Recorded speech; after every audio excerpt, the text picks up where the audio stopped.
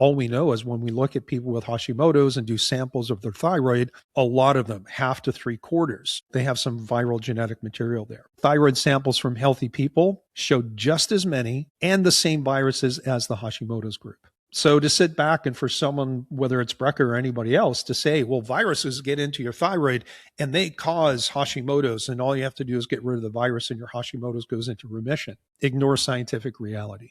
It's likely that if you have Hashimoto's, you have viruses in your thyroid. But guess what?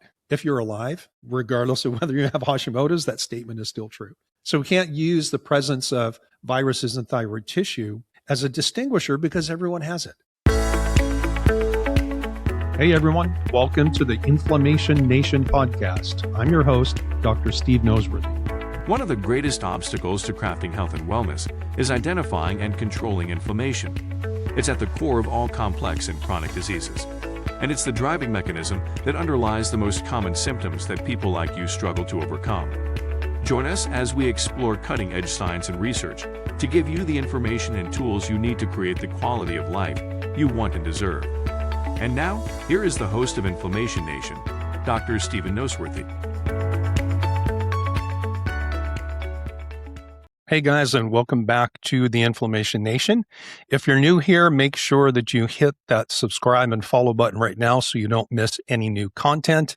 And for those of you who've been listening for a while and aren't subscribers or not following, why don't you go ahead and do it? Because I know you aren't. You haven't done it for a while, but it just helps the channel grow and for me to reach more people with the message that we have in the Inflammation Nation. So if you've been, I seem to be on this soapbox about social media these days, but if you've been anywhere near TikTok, Instagram, Facebook, YouTube, whatever, over the last couple of weeks, you've probably seen a viral video featuring celebrity health influencer Gary Brecka. And in this particular clip, he's on a stage and he's talking to a bunch of people. Presumably, I would assume that they're not clinicians or scientists, they're healthcare consumers like you.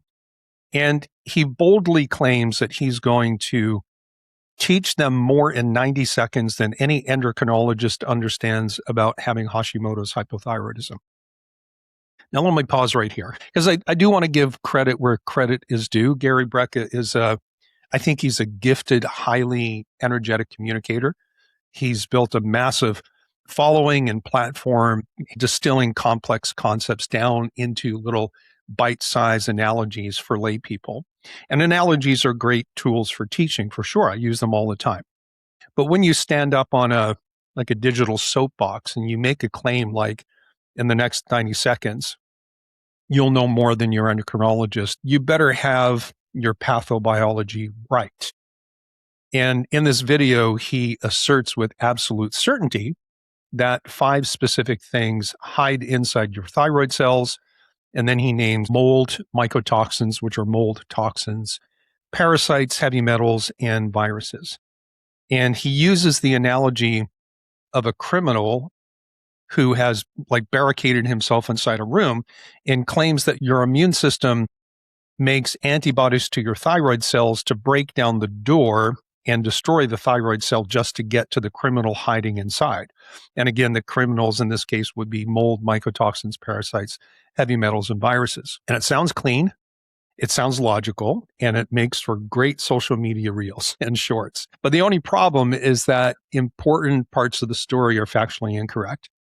When you tell millions of frustrated, struggling thyroid patients that mold and mycotoxins are hiding inside their cells, and maybe implying that some kind of a parasite cleanse or mold detox is going to put their Hashimoto's into remission, you aren't just oversimplifying things. You're spreading medical mythology that causes people to crash their systems if they're doing aggressive protocols and they're being unmonitored, say, in a process. And I've said before, in fact, I think I even said it in the last episode, that I'm all for do-it-yourself stuff. In fact, I think that most people should take more responsibility for their health than they are. So I'm all for do-it-yourself unless it doesn't fit your scenario and where you are, because for some people, their cases are too complex. They're too difficult to figure out on your own, and you really have to work in conjunction with someone who knows more about physiology. And in this particular case, we're talking about Hashimoto's, certainly about the thyroid system, but about immunology. And I think that'll become clear as we go through the things that I want to talk about today. So today, I'm going to take this 90-second claim that Brecka makes. I'm going to put it under the microscope, so to speak, of peer-reviewed research and real science. We're going to go through all 5 of those target categories. We're going to rank them strictly from least likely to most likely to affect the thyroid gland. And along the way, probably explain a little bit about how thyroid autoimmunity works. Before I do that, I want to make sure that I'm being clear on what I'm not doing with Gary Brecka. I'm not bashing him individually as a person. He's developed a great persona, and I'm sure he's a wonderful guy. And I would like to meet him someday and pick his brain about the journey and the path that he's on, but he's not a clinician. He's very upfront about this. And even though he sometimes speaks as if he's a clinician, he's got a Bachelor of Science in Human Biology and a Bachelor of Science in Kinesiology. And he spent most of his career working for life insurance companies, essentially analyzing probabilities and statistics, like, what's going to kill people and so on. And so I'm sure he's got a lot of insights coming from that experience that he's got in that industry. But, just because you have a biology degree doesn't necessarily make you a human biologist. Unless it does, right? I've got a degree in human biology that was part of my curriculum as I was working towards becoming a chiropractor. And so I guess I could say that I'm a human biologist, but I've never worked in that capacity, so to speak. And I think when people say, well, I'm a human biologist, it kind of implies that that's what your career has been. And I don't believe that's true. And I might be wrong. And certainly as we go through the different topics and as I examine the claims that he's made in this video, and talk to you about really what the science says, I want to make sure that I'm giving him a lot of grace and wiggle room, because sometimes, and I do this myself, sometimes I will dumb down my terminology, not because I think my audience is dumb, it's just because there might be a gap of knowledge and understanding, right? And so I might simplify my terminology or simplify an analogy just to get a point across. And in those moments, if somebody critiqued me, they'd probably say, well, you don't know what you're talking about because it doesn't work like that. And so I totally get that.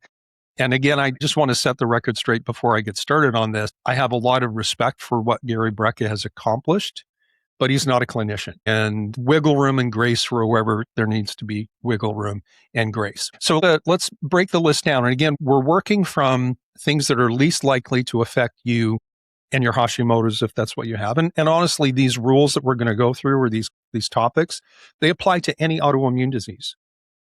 And I might even say, even absent of autoimmunity, these 5 things that we're going to talk about have implications because they do have a tendency to affect the immune system. And if you're just listening on a podcast like on Apple or Spotify, you're going to miss out on some of the visuals. I'll put some stuff up on the screen like graphics or screenshots of different papers that I'm drawing from. And if you don't care about that, just keep listening on the platform that you're on. But if you like to see those things, maybe you should go and subscribe to the YouTube channel, right? Just look for my name, Dr. Noseworthy, or Inflammation Nation on YouTube, and you should find it. All right, so let's start at the bottom of the list. I'm actually going to combine numbers 5 and 4 because they're related, and that is mold and mycotoxins. Myco meaning mold, and mycotoxins meaning toxins that mold makes. And of the 5 things that Brecka lists in his video, these are actually the least likely things to ever colonize or invade or accumulate inside your thyroid tissue. The follicular cells are where the production of thyroid hormones happens, but claiming that mold spores can invade and colonize or accumulate in your follicular cells in an everyday Hashimoto's patient is like claiming that there's a wildfire burning underwater at the bottom of the ocean, which we know, of course, can happen.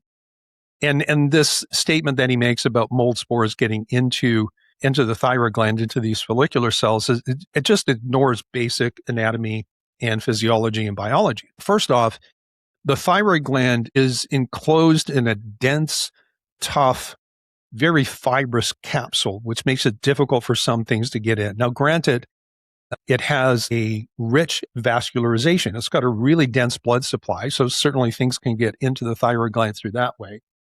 And the thyroid gland is actually one of the most perfused organs in the human body, particularly to its side. And when I say perfused, I mean blood supply. And it's literally the interior of the thyroid gland is literally saturated with high concentrations of iodine. And in the normal enzymatic synthesis of thyroid hormones that happens inside these follicular cells, the thyroid cells themselves generate high levels of hydrogen peroxide. And not only with the blood flow that goes through do we have the presence of a lot of immune cells, not only does iodine and hydrogen peroxide have very direct antimicrobial properties. And in fact, it's this combination of an encapsulated, highly oxygenated organ that's full of iodine and hydrogen peroxide.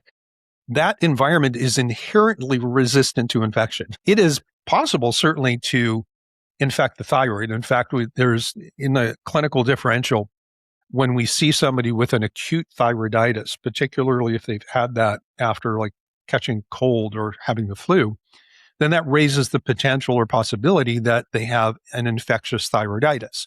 And that once the infection goes away, then the thyroiditis, the swelling and the pain is going to go away as well. But it's very unlikely. I mean, it doesn't happen very often, but it certainly happens. But because of the inherent nature of the environment, which again is inherently highly vascular, lots of immune cells, lots of iodine, lots of hydrogen peroxide, it's unlikely that organisms are going to infect the thyroid gland and survive that. And the mold species just simply don't have the means to do it. Now, viruses are a little bit different. We'll talk about viruses later, because as I mentioned in my last episode, when I was talking about viruses, chronic viruses and things like Epstein-Barr, is that we have to make distinctions between, say, a virus versus a bacteria and a bacteria versus a mold species. We all just kind of go, well, that's an infection and that's bad. But they all behave very differently. They can survive through different strategies and they can handle different environments. And just the thyroid is just not a place for mold to be, right? That's just the physiological reality. So again, to be clear, fungal thyroiditis does exist in the medical literature, but it's exceedingly rare. It's found almost exclusively in severely immunocompromised end-stage hospital patients that are suffering from systemic fungal infections, like where organisms like Candida or Aspergillus get into the body, they spread through the bloodstream to every organ in the body, and everything starts to shut down, right? There's zero evidence in the published literature of chronic low-level mold colonization in the thyroid cells of immune-competent people. Now, you might argue, well, people with Hashimoto's are not immune competent. Well, some of them aren't. Some of them are. There's a lot of people who have Hashimoto's, but it's stable because their immune system is well balanced and well controlled. So the first kind of strike against what Gary Brecka was saying is that you just don't really see mold inside thyroid cells. Well, what about mycotoxins? What about the toxic chemical byproducts that are produced by the mold? Well, we certainly have advanced analytical techniques like liquid chromatography and mass spectrometry that theoretically have the sensitivity to measure mycotoxins in tissue samples, but there isn't a single published study in medical history that has ever measured mycotoxins accumulating inside human thyroid tissue. And how do I know that? Because I spent about 4 hours going through the literature preparing for this episode to make sure that I don't make a statement that's incorrect, right? And all of the statements I'm making are correct to my knowledge and to my understanding. And so when an influencer comes up and says, they might even suggest, hey, run a urinary mycotoxin test. And I do this in my practice when it's relevant to the case, but to try to suggest that mold gets into your thyroid cells and maybe the corollary of that is you should be measuring urinary mycotoxins to see if you have mold. There's no connection between that and mold is in your thyroid, right? That's kind of call it a diagnostic trap. If you do a urine test that measures the systemic excretion of metabolites, this is what is passing through your kidneys. And it tells you nothing about mold toxin accumulation inside your thyroid cells. It just doesn't do that.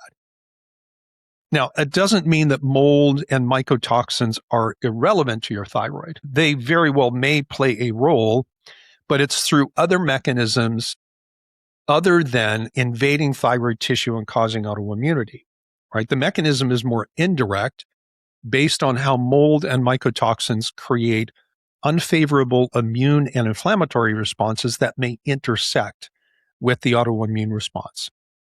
So that's fact check number 1, maybe 1 and 2. And I hate to say it, but Gary Brecka fails here. Mold and mycotoxins do not invade your thyroid cells. That's just not the way it works. All right, let's move to now it'll be number 3 because we did 5 and 4 together. And this is about parasites. And parasites are a big thing in the natural medicine world.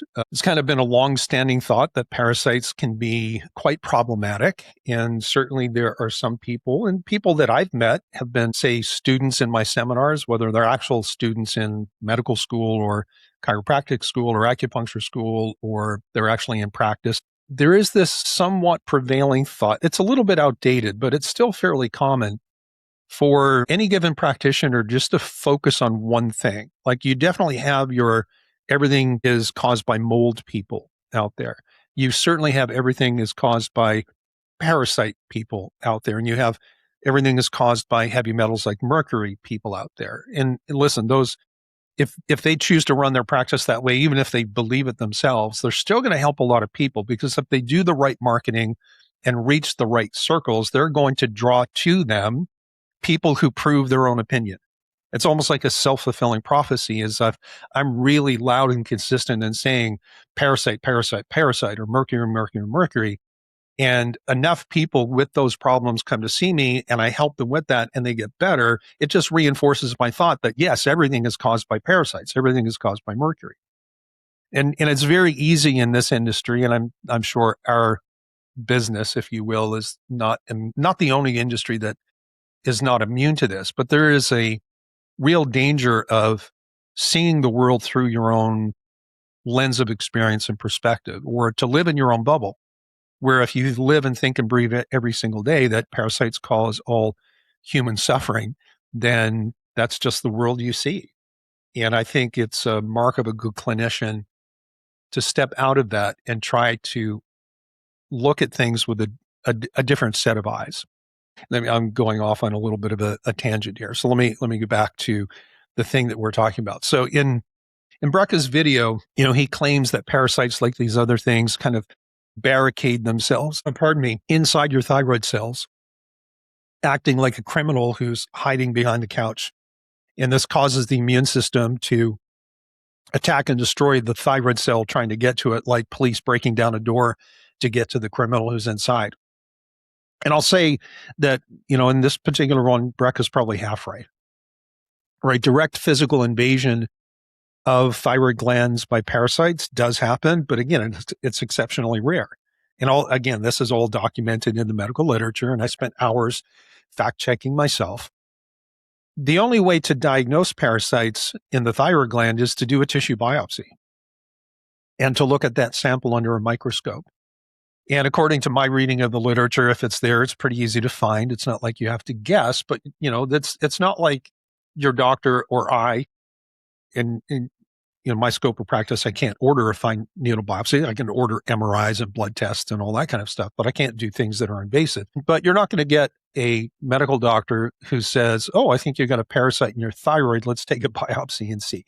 That's just not really going to happen. However, there is a parasite with a massive legitimate connection to thyroid autoimmunity. And that's a parasite called Toxoplasma gondii.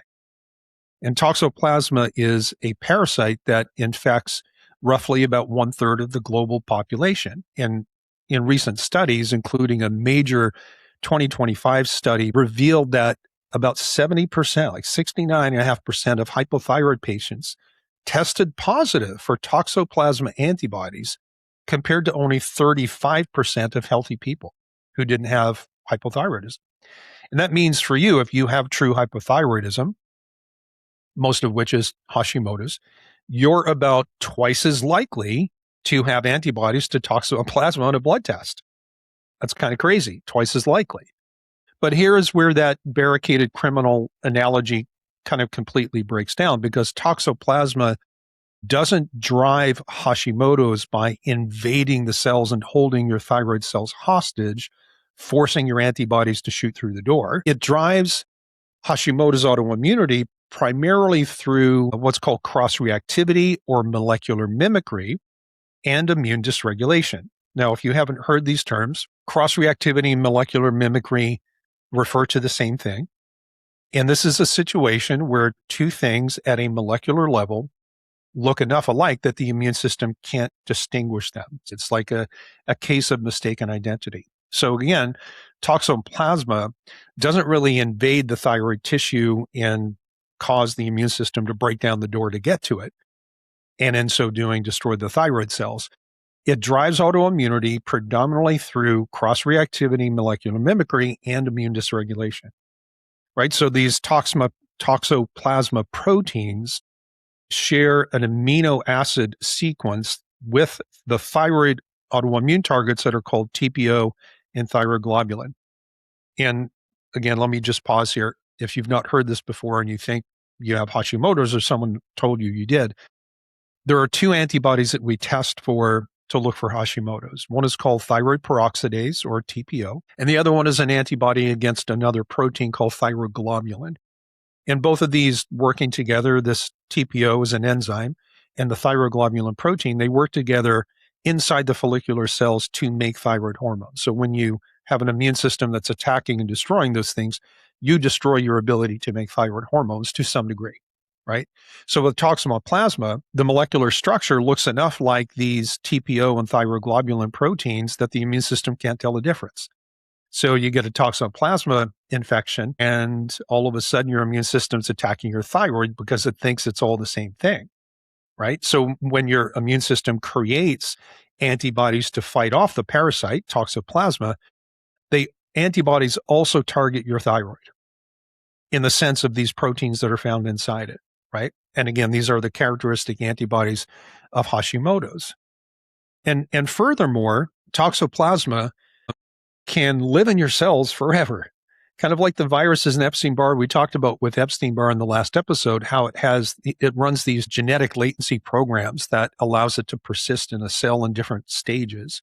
Toxoplasma doesn't do latency programs, but it does something else where it goes into what's called the cyst form, where it can live inside the cell just kind of dormant, and the immune system can't touch it because it can't see it, it can't sense it.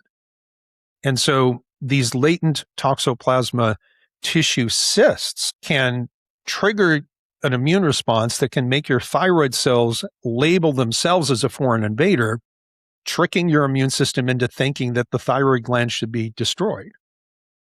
And, parasites, honestly, it kind of deserves its own episode. But for now, know that toxoplasma can persist in your cells in a cyst form.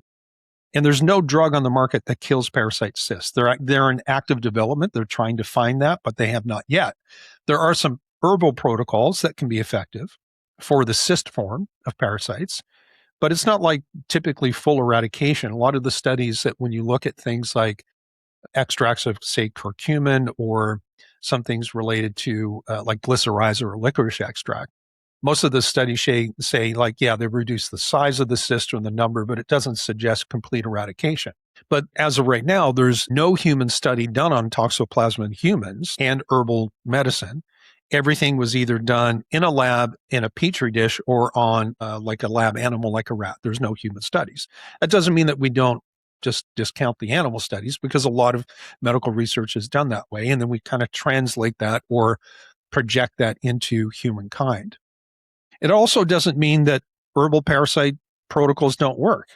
And they certainly do when the context is right. I recommend and walk some of my clients through parasite cleanses, if I can use that word. Let's say protocols is probably a better word, myself. And I do this with my one-on-one clients, but you have to know the right time, the right person, and certainly the right way to do it. And, just to kind of go back to the toxoplasma thing, I said about a third of the world's population has this. The way that you get it is either through consuming improperly cooked or raw animal proteins, like shellfish, for example, can be the same thing, but even pork and beef, poorly cooked and raw. But it's also spread through cat feces predominantly. In fact, the kind of like the obligate carrier for toxoplasma is cats. even though other animals can carry it, like cats certainly is the top one. But killing parasites it's not the end of the process. Let's say that you have Hashimoto's and someone runs a test, it could be a blood test or even a stool test, and says, hey, you've got Toxoplasma.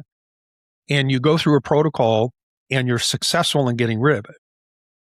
Is that the end of the process of trying to control your Hashimoto's? Now, some people in that scenario are going to experience significant changes in how their immune system is behaving and how the thyroid is working. And they might even see things like their antibody levels coming down either to or closer to normal. But in many cases, it's not going to translate. Like, it's still a good thing to get rid of the parasite and control that if you have it, but it doesn't always translate into your Hashimoto's getting better. And simply because the mechanism itself is cross-reactivity, right? That's how toxoplasma affects the thyroid gland. Remember, molecular mimicry or cross-reactivity. And you can get rid of that thing that looks like your thyroid, but the immune system still gets locked into attacking your thyroid, right? So let me just say it this way. Killing a parasite is not the end of the process. The mechanism is cross-reactivity, meaning that you can eradicate the parasite, in this case, Toxoplasma, but the immune system can still continue in a state of dysregulation, and it continues the attack on the thyroid even long after the parasite is gone. So again, on this one, I'm going to give Gary Brecka a partial pass. All right, let's move on to number 2 on the list. Number 2 on the list is heavy metals. And again, Brecka's claim is that heavy metals and these other things we're talking about get into your thyroid gland, and that causes the autoimmunity because the immune system is trying to break down the door, so to speak, to get to the heavy metal or the parasite or whatever. Unlike mold and mycotoxins, heavy metals do accumulate inside thyroid tissue. That's a well-established fact. In fact, it's been quite well studied. They have advanced research level bioimaging, things like autometallography or laser ablation mass spectrometry. But using some of these techniques, researchers back in 2021 demonstrated that inorganic mercury, get this, is physically present inside the thyroid cells of 38% of individuals over the age of 60, regardless of whether they have Hashimoto's. Now, that just to me says that the longer you live in a world that's full of heavy metals and chemicals and so on, the more you're going to accumulate those things. It's kind of a time-dependent thing, right? Other studies confirm elevated levels of lead, cadmium, and arsenic, specifically in tissue taken from the biopsies of patients with Hashimoto's thyroiditis. And sometimes they get biopsies because they have nodules, and we need to know if those nodules are benign or if they're cancerous. So we do have a lot of data about heavy metals and whether or not we see them inside the thyroid gland. And so Brecka is right that heavy metals are inside the cell, right? But his explanation of why that causes Hashimoto's or can cause Hashimoto's is completely wrong. There are 2 main things to cover here, and this next section might be a little bit complicated, so just going to stick with me. I'll do my best to walk you through this and try not to confuse you with too much sciencey terminology stuff. But the first thing to understand is that your immune system doesn't make antibodies to the thyroid cells themselves. This is what Brecka actually stated explicitly. I don't know if he misspoke. I do that sometimes. I mean to say one thing, I say something different, and I don't catch it until later, or someone might put up their hand in a class, for example, and say, hey, doc, you said this, did you mean that? And I'll get an immediate chance to correct that. So maybe he just misspoke. But the reality is, when someone has Hashimoto's, the immune system makes one or both of these antibodies we've already talked about, right? One is to this enzyme called thyroid peroxidase, the other to the protein called thyroglobulin. Why are they important? They're part of the manufacturing process of thyroid hormones. I'm not going to bore you with a ton of details here, but these enzymes, the enzyme TPO and the protein thyroglobulin, they're actually both proteins, so I might just call them proteins or antibodies. These live inside your follicular cells. In fact, I just caught myself making a mistake, so let me go back and clean that up. I just said that TPO is an antibody. That's not true. We make antibodies, or people with Hashimoto's make antibodies to TPO. They make antibodies to thyroglobulin. They're both proteins. The TPO and the thyroglobulin are proteins. TPO is technically an enzyme. and then the immune system can make antibodies to them or not, right? Let me just, again, clear that up. So in Hashimoto's and in some Graves' conditions, the immune system creates antibodies to one or both of these, and we can test for these quite easily by ordering an antibody test to TPO or what's called ATA. So TPO, if I say I'm going to do a TPO test, I'm saying I'm going to run an antibody test for TPO. I might say I'm going to run an ATA test. That stands for antithyroid globulin antibody. And I'm just naming the antibodies that are involved in Hashimoto's. We do this all the time. In fact, it is my MO, the very first set of labs that I run on almost every client, and there are some exceptions, like young kids, for example.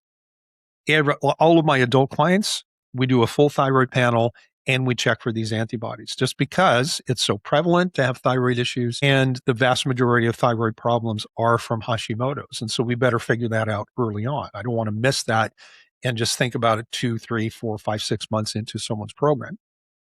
So we do this again. We do this all the time. Now, these antibodies themselves, and this is important to know, and I hate to say that it's quite often misunderstood, certainly at the healthcare consumer level, and unfortunately also at the clinician level. But the antibodies like the TPO and ATA antibodies that we've been talking about with Hashimoto's, they actually are not destructive. Like, these antibodies don't destroy the tissues. They're, in fact, in the big scheme of things with Hashimoto's, the antibodies themselves are not the problem, other than they act as a label to direct the immune system to go attack the thyroid. But the antibodies themselves don't destroy any tissues. They just label them. And so what Brecka claimed was that, and again, he may have misspoke, or maybe intentionally he may have just kind of, again, dumbed down the conversation just so he didn't have to get into the details of talking about TPO and ATA antibodies, right? So I grant him that. That's possible. But the antibodies are not against the thyroid itself when you have Hashimoto's, but they're against one or both of these two specific proteins, TPO and thyroid globulin, that are inside the cells. And the key thing to know is the antibodies themselves don't cause tissue damage. And this is why some people have stable Hashimoto's that, like, they can be in remission, as as Gary Brecka said. There are a lot of people that have high thyroid antibody levels, but they're completely stable. And in fact, it's possible to have Hashimoto's antibodies present in your blood, positive on a test, and actually not yet have hypothyroidism. And this is, again, it's a whole different conversation, but it goes to the nature of autoimmunity and how it progresses through several different predictable stages. And the first stage is what we call silent autoimmunity, where you have the antibodies, but everything else is normal and you have no thyroid symptoms. It's just an indication of what the immune system's thinking about. Like, hey, I'm not sure if I like your thyroid, and someday I might decide to go schwack it. So what heavy metals actually do inside a thyroid cell is actually multifold. And I'm sure there's other things that I'm not going to include here. So I don't want you to think that this is like an exhaustive list. But the first thing that heavy metals do in any tissue is they drive intense, localized oxidative stress, and they can disrupt enzymatic connection or kinetics. Let me say it again. Heavy metals drive high amounts of oxidative stress, and they disrupt enzymatic connection. And I keep saying connections, kinetics. And what that means is how enzymes behave. Essentially, what happens is that heavy metals poison the cell's internal machinery, including things like the mitochondria. They generate a ton of free radicals that damages the mitochondria, damages the cell membranes, damages the structures that help to make things like proteins. And as they cause the damage, then the cell can leak out these protein targets, the TPO and thyroid globulin, which go into circulation, and then the immune system can see them and react. So it's not like mercury goes into the cell and the immune system chases it. Mercury and other heavy metals can go into a thyroid cell, mess up the internal machinery, cause damage from the inside out that's driven by the oxidative stress or free radical production, and the cell can start to leak. Eventually it can explode. Explode is kind of like a little visual there for you. But it can start to leak its internal contents, and all of a sudden these antibody or these targets for the antibodies are found in the bloodstream, and the immune system goes like, oh, well, I've got a reaction to that. And now it starts to attack the thyroid cells. The second way metals can affect the thyroid cell from the inside is we have studies that talk about mercury and cadmium in particular binding to enzymes that are used to convert inactive T4 to active T3. And this would cause what we will call an underconversion or a disconversion process. I don't want to go too far into that because that then kind of brings up a clinical model that I teach about being able to spot where the problem is in the thyroid system. Is it a problem with the production side of things, or is it a problem with the processing side of things where we convert inactive to active hormones, or is it a problem at the proteomic level, which is how the cells respond to the thyroid hormones themselves? Like that's a different conversation. But we know that heavy metals inside the thyroid gland can affect that process that's happening in the gland itself. And then finally, heavy metals can effectively increase the autoimmune target burden, like how much of it is available for the immune system to react to. And it can do that through several different pathways. Some things like inorganic mercury, again, can actually trick thyroid cells into becoming larger. They actually grow, and all the things inside them grow. And so that means more TPO and more thyroglobulin inside the cells, which means more targets for the immune system to shoot at. Cadmium also induces what we call thyroid cell death programs, and it can trick the cell into killing itself, and what's inside comes outside. And so the intracellular TPO and thyroglobulin leak out into the extracellular space. So again, what's inside comes outside into the bloodstream, again, where the immune system can access them.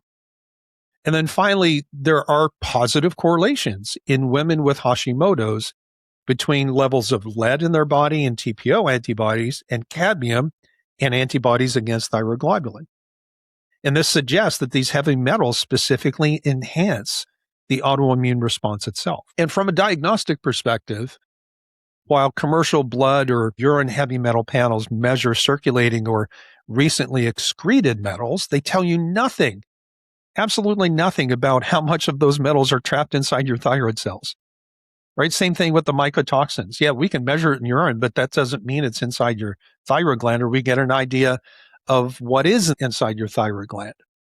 And so having an elevated level of any heavy metal or environmental chemical on a lab test doesn't guarantee that whatever your chemical or metal load is a big player in your specific case of Hashimoto's. For some people, it's a big deal. For some, it's just, no, that's not even playing a role. And, the unfortunate thing is that it's so common for not just social media influencers, but even clinicians just to go, let's just, do a heavy metal detox, or we'll do a parasite cleanse or whatever, or a mold detox or whatever. And yeah, it's going to help some people. Just if you're randomly doing that, you're going to actually cause some problems in some people that are just not worth doing it that way. So one of the things that's important to understand is that if you just jump, let's say you're doing it yourself, right? If you jump into some kind of an aggressive, unmonitored chemical chelation protocol because, you watched some video and it scared you about heavy metals, and you're going to pull those metals out of tissue. And the research says two things happen. They get redistributed to your brain and your liver, sometimes your bone marrow, and you can cause a massive metabolic crash if you don't have other things in place, like your perfusion pathways aren't working well, or if your glutathione status, your antioxidant capacity is not where it needs to be. And this brings me to the second thing to consider here that Brecka doesn't even mention, and that's that heavy metals and some environmental chemicals can also be involved from a cross-reactivity standpoint, just like the toxoplasma. But the mechanism is a little bit different. With toxoplasma, the molecular structure of the parasite looks like TPO or thyroglobulin. So the immune system can't tell the difference. With heavy metals and chemicals, they don't have a protein structure. And your immune system can only react to things that have proteins or amino acids.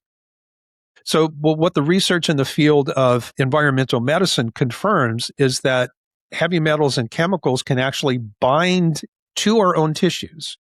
We call this a neoantigen. Neo is new, antigen is something the immune system can target. And so the word neoantigen means a new target for the immune system. So you take heavy metals like mercury, and it binds to or complexes to your own tissue. And that combination now has a protein structure, but the protein structure is coming from the U part of that. It's not coming from the heavy metal or the chemical. And this can induce your immune system to make antibodies, again, to the human tissue portion of this complex or this new or neoantigen. And if that happens to be your thyroid, then you've got Hashimoto's. But if it happens to be your brain, then you've got probably MS. And if it happens to your joints, you've got rheumatoid or arthritis and so on. But listen, this doesn't happen to everyone. Just because something can cross-react doesn't mean something does cross-react. Everybody has mercury in their body. And a high percentage of us have it in our thyroid glands. I'll talk about some research coming up here in a second. Everyone has a chemical load. Just like I explained in my last video, everyone has a viral load. And so it's never a question of, do you have a virus? Do you have heavy metals? Do you have mold toxins? It's never a question of, do you have environmental chemicals? Of course you do. That's the world you live in. And the longer you are alive, the more exposure you've had to these things, the more you're going to accumulate in your tissues. Some of us will accumulate things more or faster than others, either because we have a different exposure. Like if you work in a plant that uses a lot of chemicals, you're going to be exposed to those chemicals, whereas I might not. And it's also part of the process is how efficient our body is at getting rid of this. Some of us are really good detoxifiers, others are not. And so you can have two people exposed to the same stuff for the same length of time, and the one who's the poor detoxer is going to have more problems.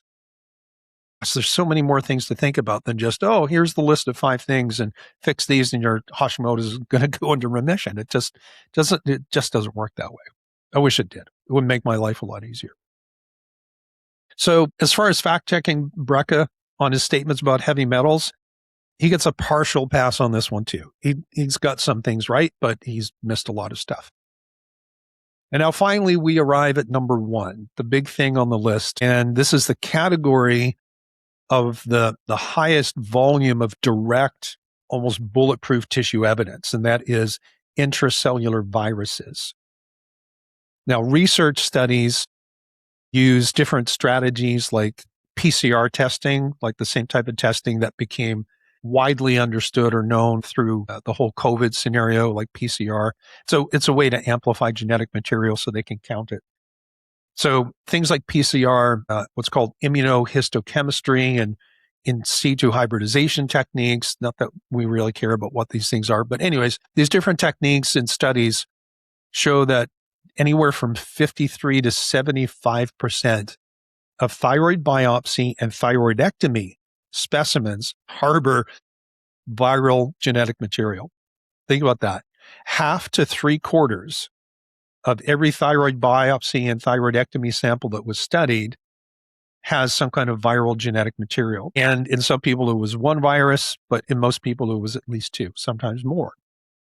And now we can look at viruses in this context in different ways. We can ask, for example, which viruses are most likely to be found in the thyroid in people who have Hashimoto's, like found in the thyroid of people who have Hashimoto's. And we can also ask the question, does this differ from the general population? That's actually really important, because just because you see a study that says, we measured 50 people, took thyroid samples and measured viruses in the 50 samples of people with Hashimoto's. If there's no comment about what that same number would be like in the healthy population, then that doesn't mean anything to me. And you might understand where I'm going with that. Another question we could ask is, which viruses are more likely to cause problems if they're present, even if they're not in the thyroid specifically? So, of course, we can have viruses that might tend to be in the thyroid, and we certainly do. And we have viruses that can still affect the thyroid indirectly through either immune activation or things like molecular mimicry and cross-reactivity.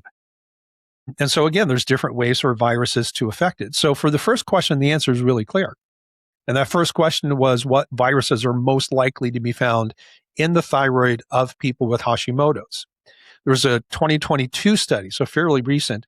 This was in the journal Frontiers in Endocrinology. And they looked at thyroid samples and biopsies.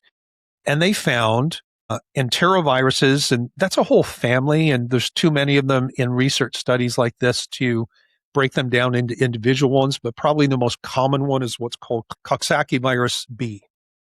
They were found in 51% of all specimens. So just, think of it this way. If we took 100 people off the street at random who had Hashimoto's, half of them will show an enterovirus like Coxsackie B inside their thyroid gland. Half won't. Human herpes virus 6 came in at second place at 30%.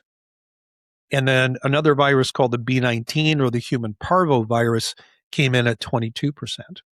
And these are big numbers, like in statistical or biomedical statistics.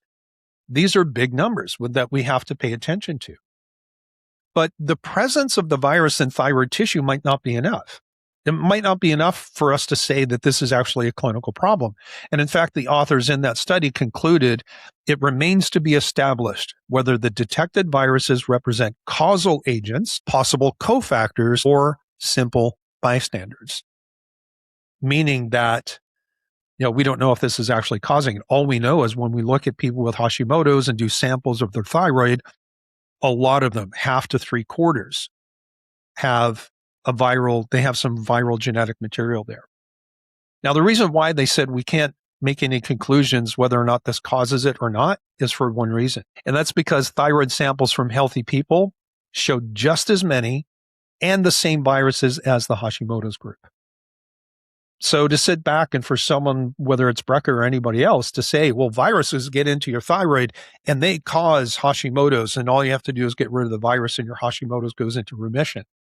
Ignore scientific reality. So let me state it one more time. It is not unlikely, or to say it positively, it's likely that if you have Hashimoto's, you have viruses in your thyroid. But guess what?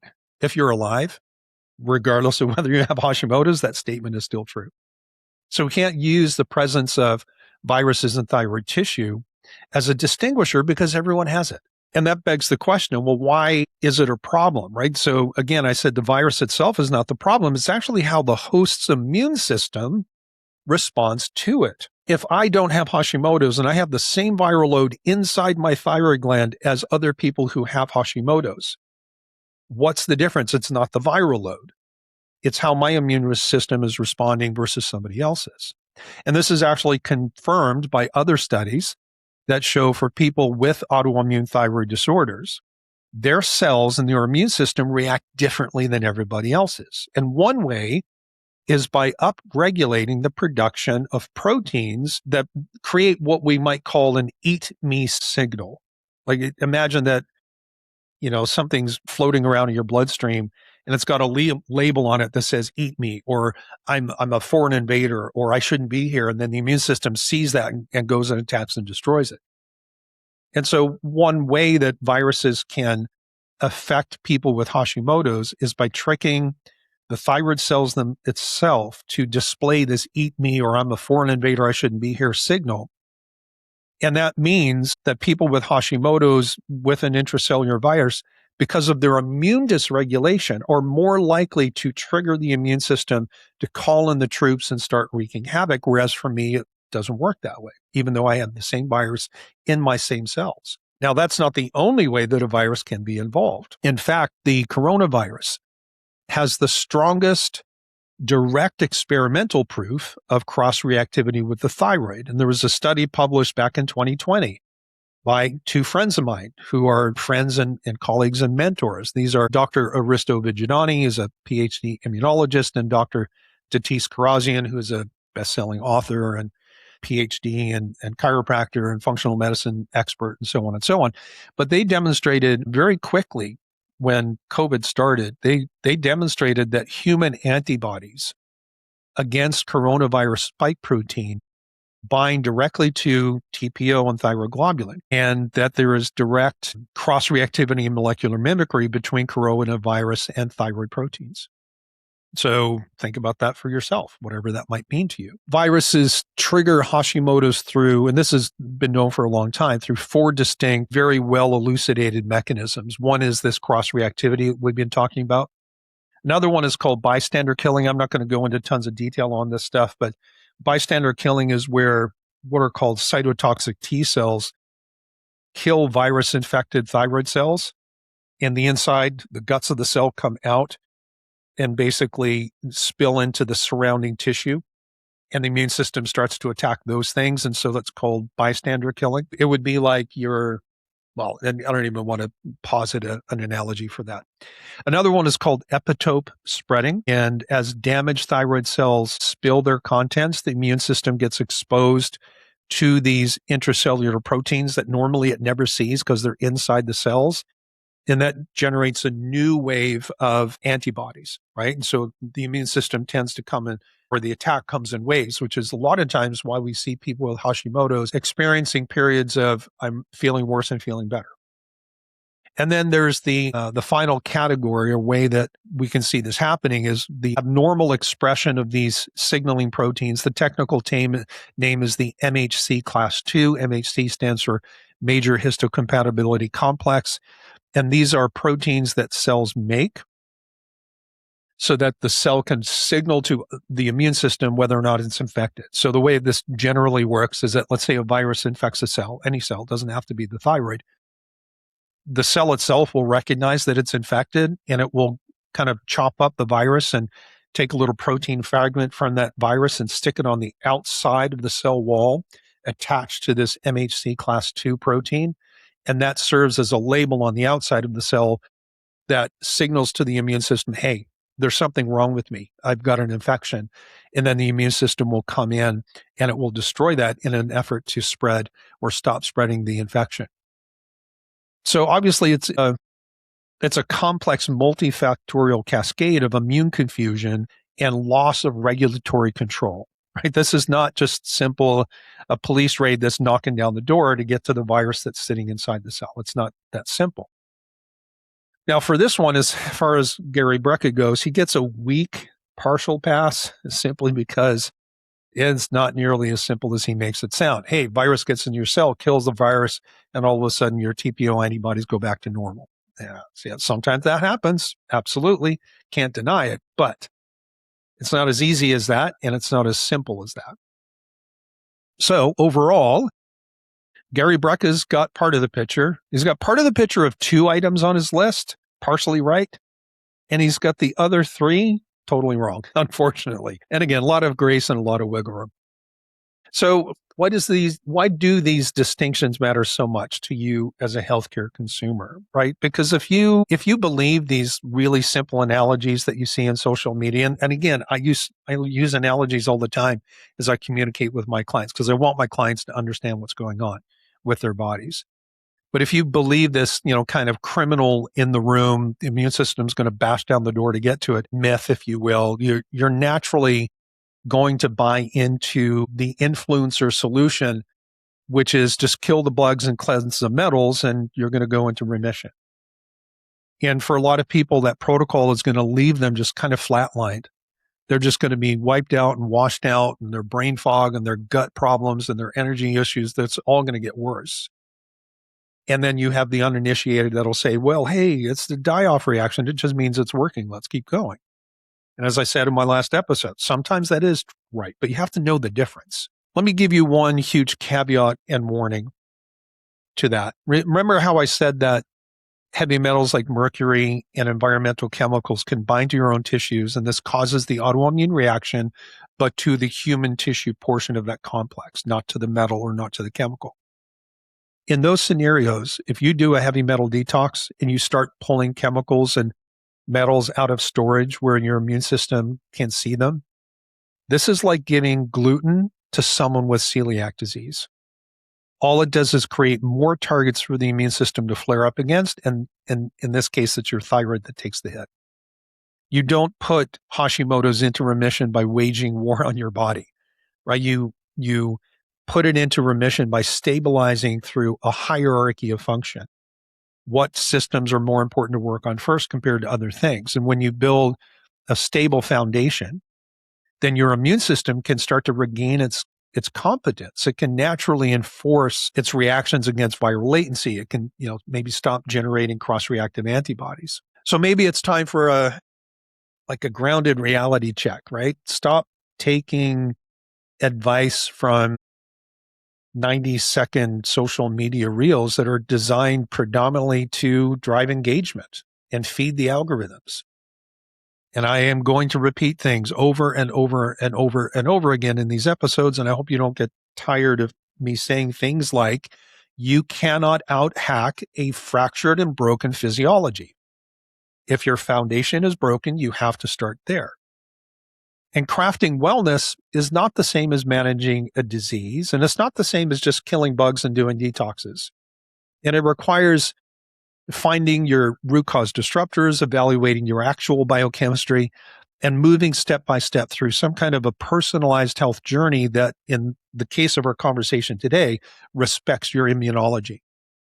And that's why when I work on clients with my one-on-one practice, I've opted to run a low volume, high engagement practice, right? Nothing's on autopilot, no cookie cutter templates. Everything is personalized. I don't farm you out to health coaches or nutritionists or whatever, right? When clients work with me, they work with me.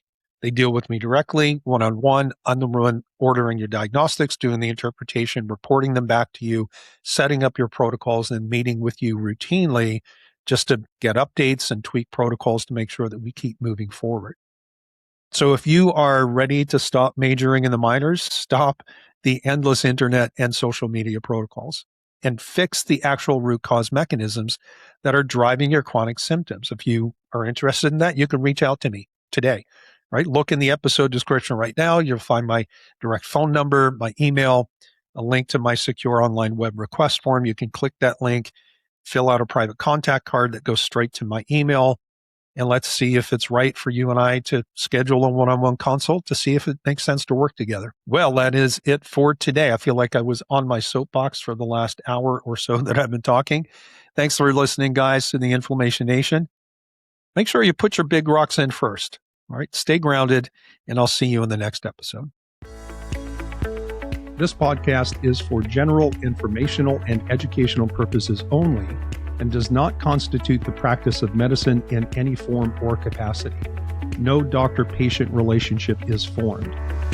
The use of the information in this podcast or any materials associated with or linked to the podcast is at the listener's own risk. The content of this podcast is not intended to be a substitute for professional and personalized medical advice, diagnosis, or treatment, and listeners should not disregard or delay obtaining proper medical advice when a health condition exists and warrants that. And finally, functional medicine is not intended or designed to treat disease, but rather is a natural approach to support restoring health and wellness.